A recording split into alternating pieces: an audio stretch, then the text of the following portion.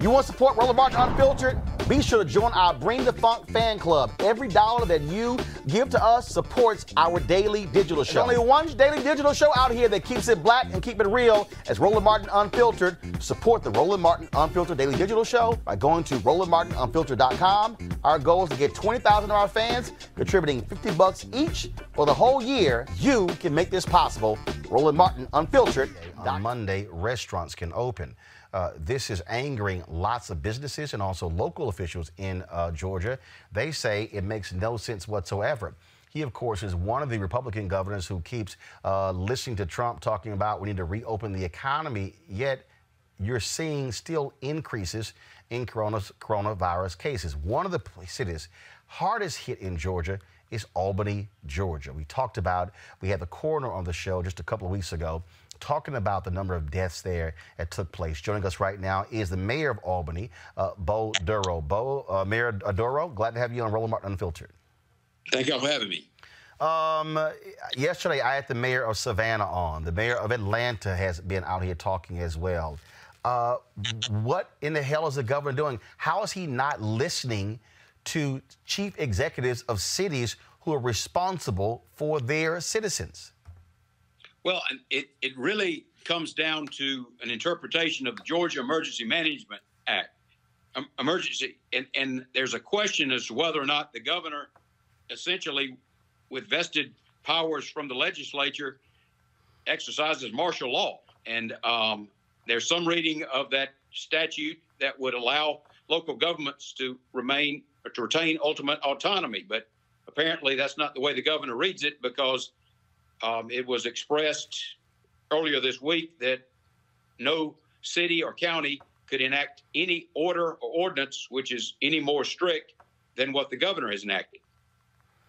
And here's the deal. I thought Republicans believed in local control. I thought Republicans were all about, local rule, local control, not big government telling the little guy what to do. In this case here, it was happening in Georgia. Same thing happened where you had mayors in Mississippi who were trying to protect their towns. Governor Tate Reeves comes in and issues an order and pretty much wipes out all their action. I just don't understand how, if you're the governor of a state, you're not communicating with the county officials and city officials and getting feedback from them as opposed to making this sort of decision. Well, I want to first say that Governor Kemp, like every governor in the country, has got tough decisions. They've got the accountants coming to them and showing them where the sales tax is plummeting, where are you going to get the finances to run the government. But that's not a reason to jeopardize people's lives and safety.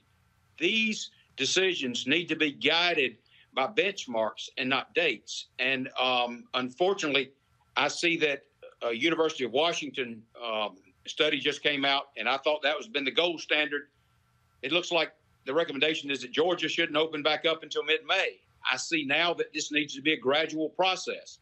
You say, should the governor allow for local control? It's my opinion that a statewide order was appropriate. But if we're going forward, then the governor should allow local governments, cities and counties, to make decisions, particularly places like Albany and Dougherty County that are hot spots. We still have people on ventilators in our hospital. We're seeing new patients admitted to the hospital every day. We are simply not ready for this next phase of reopening the economy. We had the coroner on the show when this outbreak happened. There was a funeral in Albany, Georgia. Someone who was infected attended the funeral, and this thing spread like wildfire. What has been the status? How devastating has it been on your city? 75,000 people, majority African-American. How bad has it been? That's a question that doesn't need to be answered. I mean, we've got 104 dead. We've got over 1,500 people who have tested positive, and clearly the number of people who have the virus are probably twice that, or the 1,500 is probably just a fraction of the people who are positive. We've had to shut the city down. We enacted a executive order on March 22nd, which was almost 2 weeks before the governor implemented the statewide executive order. We are trying to deal with this as best we can. But, of course, the governor's decision really, I think, hinders our ability to address the situation. And I'm hoping that the governor will reconsider and allow cities like Albany and counties like Doherty to make exception if the local leaders feel that that is appropriate. You said, was it 105 dead, 1,500 infected? 104. No, that's 1,500 positive results. And of course, we hadn't tested, but a fraction, less than 10% of our population has been tested, which is a lot better than the national average and a lot better than the state average. But we really have no idea. What the hospital staff told us is those people who are being admitted every day contracted the virus a week ago, 10 days ago. So we know people continue to be infected even as we speak. But then you listen to the White House. Then you listen to what's coming out of there when they say, when Trump's like, you know, we don't need more testing. We can't test everybody. Then when you hear, oh, we have all this capacity for testing in these states, and they show the slides of all the machines that are available, yet every day on this show, I'm talking to mayors, I'm talking to county officials who are going, where are the tests? It's a disconnect. Well, fortunately, the state has agreed to open up a testing site to be run by the National Guard here in Albany, where people can be tested without being referred, without meeting any of the criteria that are required by the Department of Public Health. And so hopefully we will be able to get a better handle on this. But of course, that test site is not yet in operation. But that is a benefit we have that other communities throughout the state simply don't have. But is it stunning to you that here we are about to go into the month of May, and that still is not operational?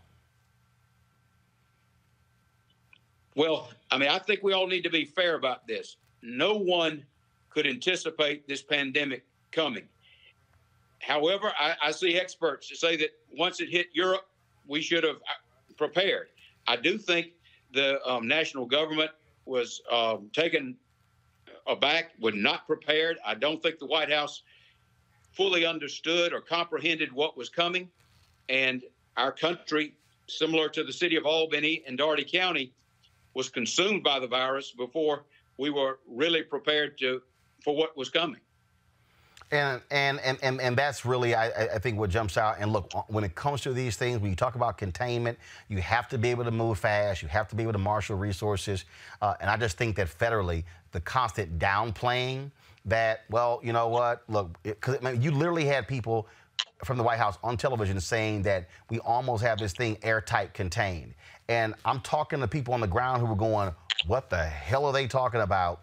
And normally what happens is, look, if this was a fire, you move the resources to the place where it's burning right now. And to your point, look, 3 weeks ago, your city was on fire. And folks were saying, where are those resources? Any idea when that testing center is going to open? Well, it was supposed to be open on Friday, but we've heard that's been postponed. And I do want to say, I think I'm obligated to say, the state government has provided substantial resources to us. Interestingly enough, some of the medical professionals are saying that is the one, if only, advantage of having been hit first and so hard, is that there was PPE, there were ventilators that could be accessed and provided, and some temporary nursing staff, National Guardsmen, had medic teams that have come here and helped us. We are appreciative of that. But if this was to break out simultaneously in Savannah, Columbus, and Macon, the state would not be able to handle it, and our health system would be overwhelmed. Well, prayerfully, we hope with this reopening that doesn't happen.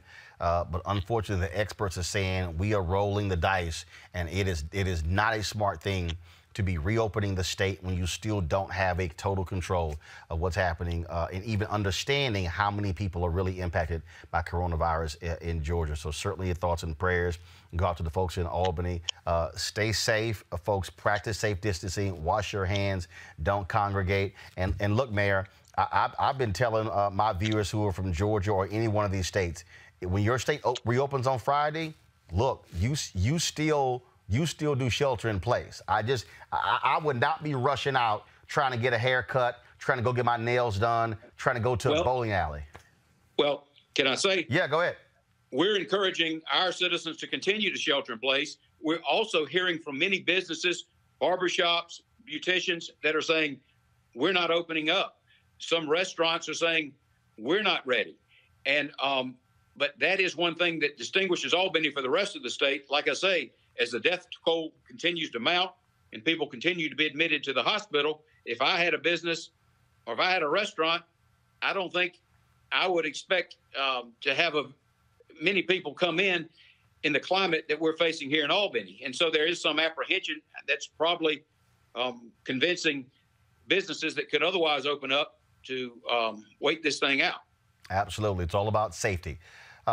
Albany, Georgia Mayor Bo Durrell, we certainly appreciate it. Thanks a bunch. Thanks for having me. Y'all have a good night. I want you to like, share, and subscribe to our YouTube channel, youtube.com/Roland S. Martin. And don't forget to turn on your notifications.